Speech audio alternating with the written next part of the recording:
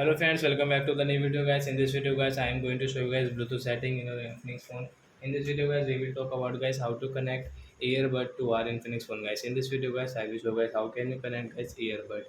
So first of all guys, open your phone setting to connect your earbuds. So I will on our phone setting. After that guys, you can see this your phone connection setting. So I tap here. Then guys, you can see your Bluetooth setting. So I tap here.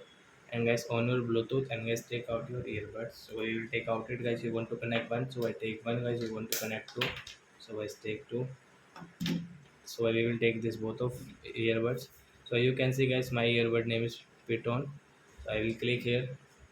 And as you can see this page notification to connect it, then it will connect in your active. So as you can see, then guys you can use your earbud while watching movies, listening song. So I hope friends you have understood how to connect earbud to our Infinix phone. So that's it guys. Thanks for watching. So guys now we will meet on guys next video guys with new topic. Before going guys, please go and like my video, subscribe my channel. Bye bye friends.